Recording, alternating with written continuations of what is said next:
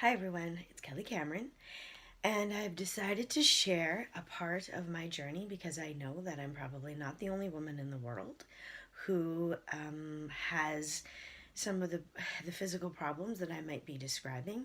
And also, I feel like it's time for me to actually document it because I've been in denial for probably 12 to 13 years about how much physical pain I have been in since my youngest, who's going to be 13, was born through an emergency C section. And it's interesting because over the last few years, I've done a lot of work to emotionally release patterns and to stop denying how I was holding on to pain and stuffing down pain and how that affected me physically. But it's been kind of a switch to go, oh, you've also been denying how much actual physical pain you're in certain instances. And to be honest, it's been a little bit I have been very hard on myself. And I want to stop doing that. And I know a lot of you have watched the video that I've posted on a loving ritual that I did for myself, just to help love the part of my body, which is my stomach, that I have been, having issues with since, especially since then. And it's the journey with that has been very interesting because about 10 or 11 years ago, not long after he was born, I mean, for me, the care that I got after my C-section was basically like, 6 weeks of doing nothing, don't do any heavy lifting, get into everything really slowly, um, which was a bit of a challenge having him as my fourth and having three other children that I had to look after, one who was 16 months and still kind of a baby herself. And that was just a really hard time. I was also diagnosed with postpartum depression at the time, too. So I had a lot of things going on, but there was one, I've had a particular pain probably for a while that I have something that might be herniated.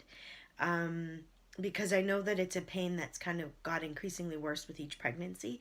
But 10 or 11 years ago, after he was born, I was in so much pain that I finally said, no, like, I need to figure out what this is. And I went to a hospital. I spent 13 hours in an emergency room, finally had an ultrasound. They couldn't find anything. And then they sent me home.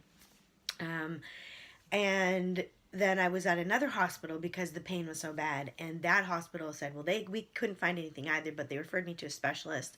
I had a colonoscopy done. They couldn't find anything either. When I would talk to my general practitioner about it, basically it was like, well, you have to lose weight. And I was like, okay. So, I would try really hard to lose weight, but there's certain pains and because I would hear that narrative that um, you need to lose weight, I'd get that in my head and I thought, okay, well, maybe this pain is just because I'm out of shape and I need to get back into shape. And then I would try really hard to get back into shape. And then what would happen is that pain would flare up. I've also had not occasionally, well, frequently, where my incision is, it's a lovely, barely there scar, but where the incision is when I sneeze, there's like a searing pain there. It passes quickly, sometimes it doesn't, and it seizes, and I have to breathe through this pain until it goes away. And I'm amazed in 13 years with everything like that I've told myself these stories that this is my new normal. This is normal. This is my body. Because I've also was told by health professionals that, well, things don't work right when we get older. And I have a difficult time with that because I think if your body is in good working order, you can rejuvenate it. You can be healthy.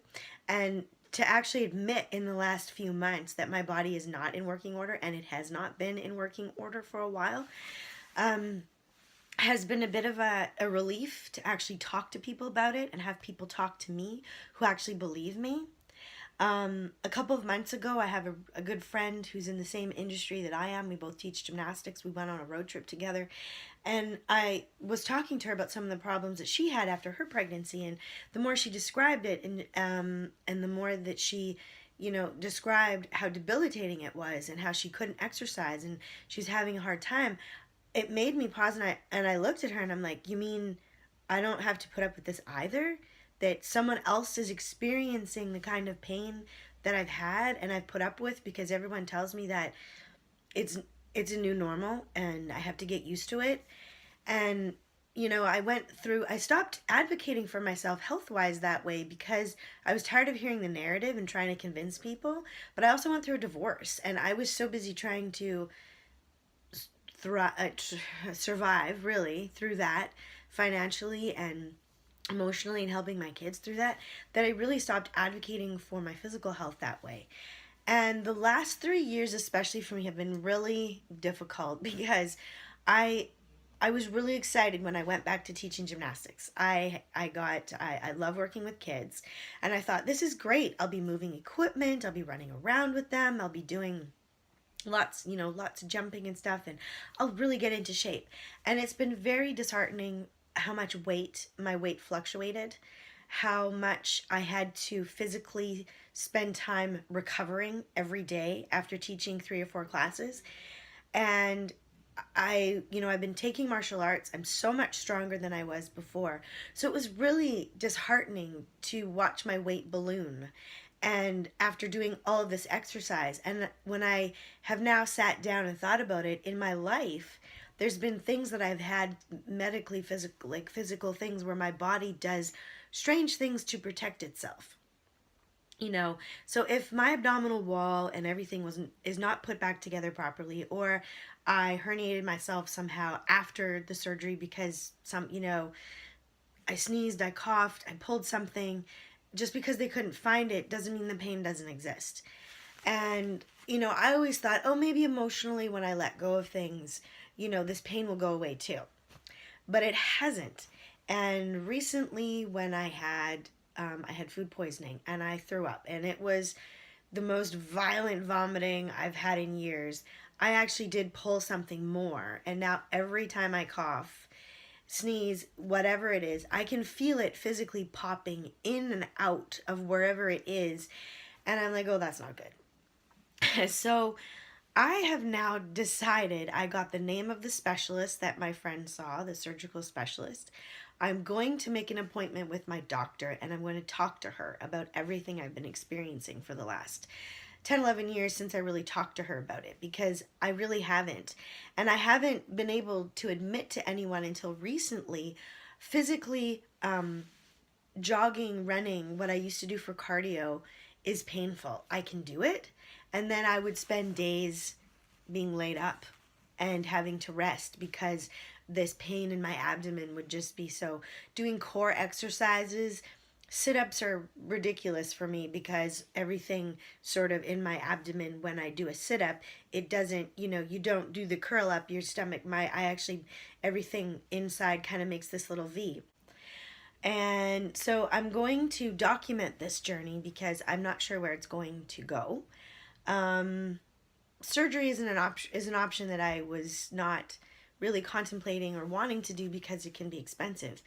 However, it might be a route that I need to go, to get things fixed and then actually just start off recovering. So the steps I've taken so far is to really cut back on any heavy lifting, on any heavy weights, on doing things that actually hurt exercise wise, and trying to just go easy on my body. And I do light weights and some resistance training, but I'm going to try to be really consistent.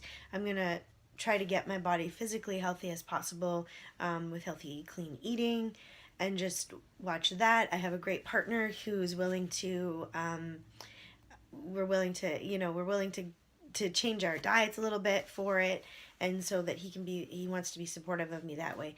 So this video will probably be a little longer, because I'm gonna add to it, and I'm gonna let everybody know how it goes. These pains, there's a difference between muscular pain because you're working out and your muscles are stiff and they're recovering, than the kind of physical pain that I was having. But I kept telling myself that if I just got into better shape, if I did this, then this pain would go away. But this is a pain that was a warning. It's a warning. It's telling me that something is not right with my body, and I haven't been listening. And so now I am listening, and I'm becoming very aware of it, very aware of when it's triggered. And I'm going to take some steps to see what I can do about it, and I'm going to advocate for myself to get it looked at, and at least for me to know what it is I'm dealing with and what I need to do after. I'm just doing a little update. It'll probably be added to another video. But I did call my doctor today and I made an appointment, and it was really funny because I procrastinated in making the appointment. Just I've been dealing with the pain for such a long time that I still have this in my head that, people aren't going to believe me because doctors have tried to find something and they couldn't. But, I came home yesterday and my girls said to me, they said, Mom, we're really proud of you for telling us, and we can't even imagine that for all these years you've been in this much pain and you haven't said anything to anyone and you've just kept going on, being a mom, doing everything that you got to do. And so they're really happy and proud of me for taking those steps to, tell people about it and talk about it, and also to call the doctor. So I have my first appointment next week, and I will keep everyone updated on what's going to happen. Thanks for listening.